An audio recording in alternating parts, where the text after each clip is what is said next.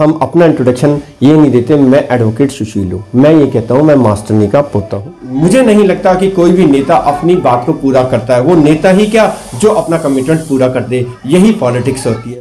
आप 1 लाख रुपए में भी वकील बन सकते हैं और 10 लाख रुपए भी वकालत में आप लगा सकते हैं। बाकी पैसा कब कहाँ से किसके पास आएगा इसका कुछ नहीं कहा जा। पटियाला हाउस और 30 हजारी ये अभी भी ऐसे है जहाँ पर की खरीद फरोख्त होती है कि बेटी को कनाडा भेजना ही मेरा फर्स्ट मोटिव है, उसी वजह से मैं किसी भी चीज़ में और अपना दिमाग नहीं लगा रहा हूँ। Hello friends, welcome to Best Ideas. Friends, जैसा कि आपको पता है मैं कोटला मुबारकपुर नई दिल्ली का निवासी हूँ और कोटला मुबारकपुर में 5 गांव आते हैं जिनमें एक गांव है अलीगंज। तो मैं अलीगंज का निवासी हूँ और मैं चाहता हूँ कि अलीगंज के निवासियों से आपकी मुलाकात करवाऊँ, जो कि आम होते हुए भी खास है। सिर्फ अलीगंज ही नहीं दोस्तों, कोटला के अन्य लोगों से भी आपकी मुलाकात करवाऊँगा मैं। तो उसी सीरीज में आज हम मिलते हैं अपने ही गांव के एक भाई सुशील वर्मा से, जो कि एडवोकेट हैं और हमारे आप कह सकते हैं कि सखा है, भाई है, बंधु है। तो चलिए दोस्तों, वीडियो में आखिर तक बने रहिए और वीडियो को पूरा देखिए। पर दोस्तों, सबसे पहले अगर आप मेरे इस चैनल पर पहली बार आए हैं तो सबसे पहले तो चैनल को सब्सक्राइब करें, क्योंकि फ्रेंड्स आप भूल जाते हैं चैनल को सब्सक्राइब करना। सबसे पहले चैनल को सब्सक्राइब करें और दोस्तों कमेंट्स ज़रूर करें कि आपको वीडियो कैसा लगा, क्योंकि फ्रेंड्स वीडियो बनाने में बहुत मेहनत लगती है। तो फ्रेंड्स चलिए वीडियो में आगे बढ़ते हैं और मिलते हैं सुशील भाई से।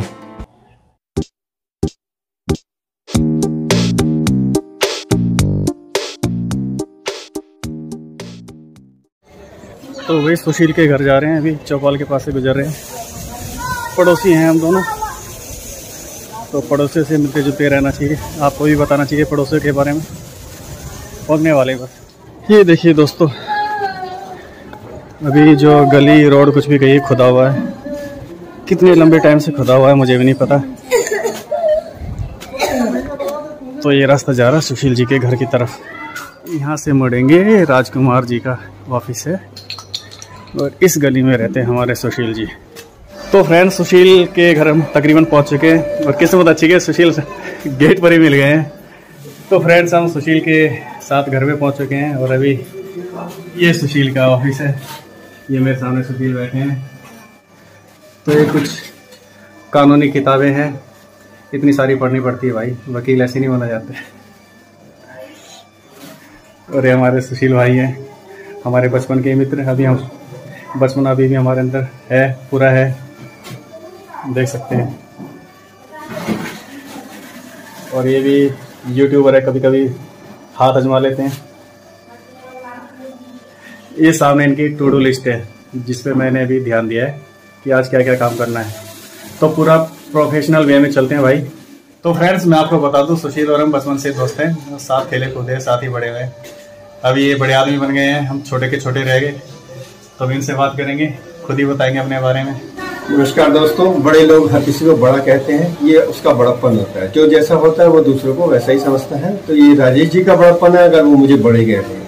और अभी हम छत पर आ गए सुशील के साथ। छत दिखाते हैं सुशील की। हमारी माता जी को शुरू से खेती की बहुत ज्यादा शौकीन रही है। टेरिस के ऊपर हमने टेरिस गार्डन बनाया हुआ है। मनी प्लांट देख सकते हैं, जो कि धन को दर्शाता है।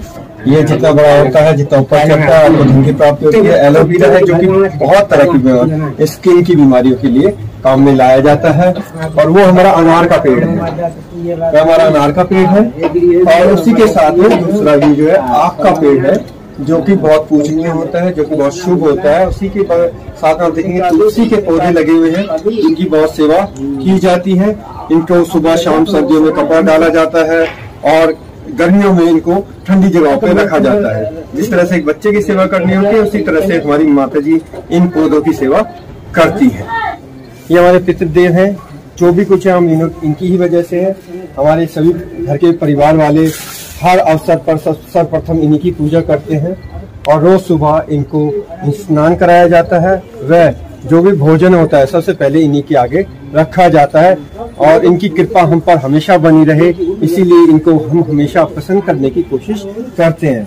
ये हमारे 3 घर हैं, तीनों घरों में एक ही है स्थान है जहाँ जो सभी लोग इनकी पूजा।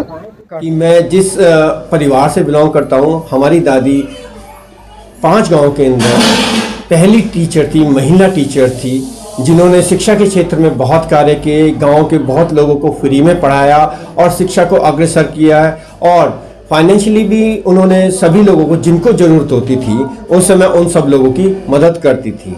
अभी वे सभी लोग काफ़ी धनवान हैं, हर तरह से संपूर्ण हैं और भगवान की दुआ से वो इसी तरह से आगे बढ़ते रहें। और हमारी फैमिली में उन्हीं की वजह से सभी लोग शिक्षित हैं। मैं खुद एक सफल वकील बन चुका हूँ। गाँव की समस्याएं बढ़ती जा रही हैं, सभी लोग प्रयास कर रहे हैं अपने अपने स्तर पर। मैं किसी के भी प्रयास को कम नहीं कह सकता। जो भी छोटे से छोटा प्रयास है एक दिन बहुत बड़ा परिवर्तन लाता है, एक क्रांति लाता है। मुझे नहीं लगता कि कोई भी नेता अपनी बात को पूरा करता है, वो नेता ही क्या जो अपना कमिटमेंट पूरा कर दे, यही पॉलिटिक्स होती है। मैंने बीकॉम किया था 95 में, उसके बाद मैंने अपना लॉ किया। लॉ करने के बाद मैं जॉब में अकाउंट्स में चला गया, लेकिन अकाउंट्स की जॉब के बाद फिर मुझे बिज़नेस में अच्छा ग्रोथ मिला, लेकिन उसमें भी मुझे सेटिस्फेक्शन नहीं मिला। बहुत सारी बहनें हैं, बहुत सारे भाई हैं। कुछ भाई हैं जो बहनों से परेशान होते हैं शादी के बाद, और कुछ बहनें हैं जो भाई से परेशान होती हैं, मीन्स अपने हस्बैंड से परेशान होती हैं। तो वो इस तरह की काफ़ी परेशानियां आती रहती हैं। कई लोगों की जॉब से रिलेटेड प्रॉब्लम्स आती रहती हैं कि उनके कॉन्ट्रैक्ट कुछ और था लेकिन उनको निकाल दिया गया। वकालत एक रॉयल प्रोफेशन है। रॉयल प्रोफेशन इसीलिए कहा जाता है क्योंकि आज की डेट में सभी प्रकार के, सभी क्षेत्रों से, सभी वर्ग के लोग वकालत कर रहे हैं। लेकिन एक समय ऐसा था सिर्फ बहुत ही बड़े खानदान के लोग जिनके पास पैसे की कोई कमी नहीं हुआ करती थी, वही लोग इस व्यवसाय में आते थे। एक वकील बनना बहुत मुश्किल का काम नहीं है। आपने ग्रेजुएशन की, उसके बाद लॉ की डिग्री ली, उसके बाद रजिस्ट्रेशन हो जाता है और खर्चा भी ज़्यादा नहीं होता है। खर्चा आप जितना चाहो ज़्यादा कर सकते हैं, जितना चाहे कम कर सकते हैं। आप 1 लाख रुपए में भी वकील बन सकते हैं और 10 लाख रुपए भी वकालत में आप लगा सकते हैं। स्ट्रगल सिर्फ और सिर्फ इसमें है कि जब तक कि आपके पास 50-100 केस नहीं हो जाते, जो कि बहुत ही मुश्किल होता है, उसके लिए आपको एक बहुत बड़ा दायरा चाहिए होता है, समुदाय चाहिए होता है जो आपको जानता है, आप पर विश्वास करता है। हाँ, जहाँ आप पर एक बार विश्वास बन जाता है तो उसके बाद इसमें कोई दिक्कत नहीं आती है। सबसे बड़ी दिक्कत इसमें ये होती है कि आप अपना दिन काम करते हैं, लेकिन कुछ छोटी छोटी चीज़ें जो है आप ही का क्लाइंट आपको नहीं बताता है, जिसकी वजह से आप केस हार जाते हैं और उसका ब्लेम आता है कि वकील केस हार गया। कानूनी प्रक्रिया के हिसाब से आपके केस को पेश करना ही एक अधिवक्ता, एक वकील, एक एडवोकेट की जिम्मेवारी होती है। इसीलिए हमारे कानून में भी ये लिखा है कि बिना किसी अधिवक्ता के कोई भी व्यक्ति कोर्ट में पेश नहीं हो सकता, क्योंकि हर व्यक्ति को कानून विधि का पता नहीं होता कि किस प्रकार से किस स्थिति में क्या कार्य करना है। जिसको पढ़ने का शौक है वो वकालत करे, जिसको पढ़ने का शौक नहीं है वो वकालत ना करे। बाकी पैसा कब, कहाँ से, किसके पास आएगा, इसका कुछ नहीं कहा जा सकता। तो एक कोर्ट करकड़ुमा है, एक आपका द्वारका है, रोहिणी है और साकेत है। ये कोर्ट्स करीब 2008-10 के बीच में बने थे, और क्योंकि वकीलों की संख्या ज़्यादा है और रूम्स की संख्या कम है और यह सरकारी है, इसको एक न एक दिन आदमी को ये छोड़ना पड़ता है यदि आदमी वकालत छोड़ देता है। उसी स्थिति में आपको वहाँ पर चैम्बर मिल सकता है, क्योंकि ऑलरेडी सारे चैम्बर्स ऑक्यूपाइड है, तो मिलना आज की डेट में इम्पॉसिबल है।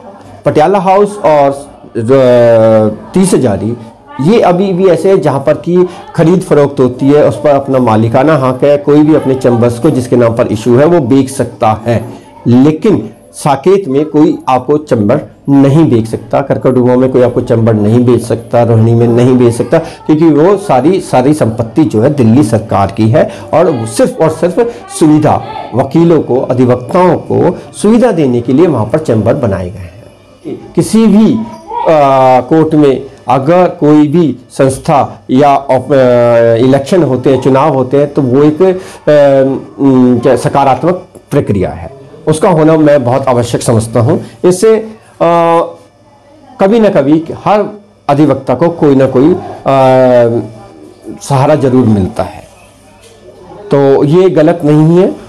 और हालांकि इससे हर किसी को फ़ायदा नहीं होता, लेकिन फ़ायदा होता है। हमारी एकता होने की वजह से हमारे ऊपर विश्वास किया जाता है, हमारी बातों को माना जाता है, तो मैं कहता हूँ यह होना बहुत बहुत आवश्यक है। अभी मेरी कोई प्लानिंग, फ्यूचर कितना होगा मुझे नहीं पता कल का, तो अभी क्योंकि मेरे पास अपने फैमिली की 3 साल की प्लानिंग है बच्चों की एजुकेशन की, मेरे बच्चों की एक बार एजुकेशन हो जाती है, उसके बाद फ्री हो जाता हूँ। अगर सब लोग सपोर्ट करेंगे, कहेंगे कि यस मुझ में एक नेता के गुण है, मेरे में मैं किसी चीज़ को लीड कर सकता हूँ, मैं उनका भला कर सकता हूँ, मेरे पढ़ने से किसी का भला हो सकता है, तो मैं ज़रूर विचार करूँगा इस बात पर। मेरी धर्मपत्नी एक टीचर है, अध्यापिका है एक प्राइवेट स्कूल के अंदर। बेटी मेरी साइकोलॉजी ऑनर्स कर रही है, जिसका हमारा मास्टर्स कनाडा का हम प्लान कर रहे हैं। नेक्स्ट ईयर वो वहाँ होगी। यही मैंने कहा था कि मेरे बेटी को कनाडा भेजना ही मेरा फर्स्ट मोटिव है। उसी वजह से मैं किसी भी चीज़ में और अपना दिमाग नहीं लगा रहा हूँ, ठीक है ना। मेरी बच्ची एक बार वहाँ चली जाती है, बेटा भी मास्टर कंप्यूटर साइंस करना चाह रहा है, उसका 10th है, वो भी अभी 12th करने के बाद उसका भी मैं कनाडा का करा दूँगा। फिर जब दोनों बच्चे वहाँ अच्छी शिक्षा पा लेंगे, उसके बाद उनकी मर्जी है, वो वहाँ पर ही रहना चाहते हैं या भारत वापस आना चाहते हैं, जैसा होगा ये उनका अपना निर्णय होगा, इसमें मैं उन्हें बाधित नहीं कर सकता। नहीं, पापा हमारे गजेटेड ऑफिसर थे, बहुत ही हनुमान जैसी उनकी काया थी, हनुमान जैसे विचार थे, और वो 63 साल की उम्र में उनका मल्टी ऑर्गन फेलियर होने की वजह से अचानक निधन हो गया, जबकि वे किसी प्रकार के धूम्रपान, बीड़ी, सिगरेट, शराब इस तरह का नहीं करते थे। बहुत ही सज्जन और पंडित आदमी थे, ज्ञानी आदमी थे। यहाँ तक कि हमारी जो भी इंग्लिश में आती है, मेरी इंग्लिश बहुत ज़्यादा अच्छी नहीं है, पर जितनी भी आती है वो मेरे पिताजी की ही, मेरे पापा की ही देन है। वही देखा जाए तो मेरे मार्गदर्शक भी वही हैं, क्योंकि उनका एक ही नारा था, मेहनत मेहनत मेहनत मेहनत। मेहनत के आगे हर चीज़ हार जाती। देखिए, मास्टरनी हमारी दादी थी, वो हमारा गुरु थी। हम सर ऊंचा करके फक्र से चलते हैं हर कहीं, और हम अपना इंट्रोडक्शन ये नहीं देते मैं एडवोकेट सुशील हूँ, मैं ये कहता हूँ मैं मास्टरनी का पोता हूँ, क्योंकि उन्होंने उस समय पर शिक्षा को बढ़ावा दिया जिस समय लड़कियों को स्कूल नहीं भेजा जाता था। उन्होंने बहुत सारी गरीब लड़कियों को निःशुल्क पढ़ाया और उनके माता पिता को प्रोत्साहित किया कि वे अपनी बेटियों को पढ़ाएं, लिखाएं, आगे बढ़ाएं, अपने पैरों पे खड़ा करें। अगर हम किसी के लिए कुछ भी कर सकते हैं, हम वो करने के लिए तैयार रहते हैं, लेकिन हम कभी किसी का गलत करने की नहीं सोचते। यही फर्क है हमारी दादी के उपदेशों का। नमस्कार दोस्तों, मैं एडवोकेट सुशील, और आपसे प्रार्थना करता हूं कि अगर आपको ये चैनल अच्छा लगा है तो प्लीज लाइक और सब्सक्राइब जरूर करें, ताकि आने वाले वीडियो आपको जल्द से जल्द मिले और आप किसी भी वीडियो को मिस ना करें।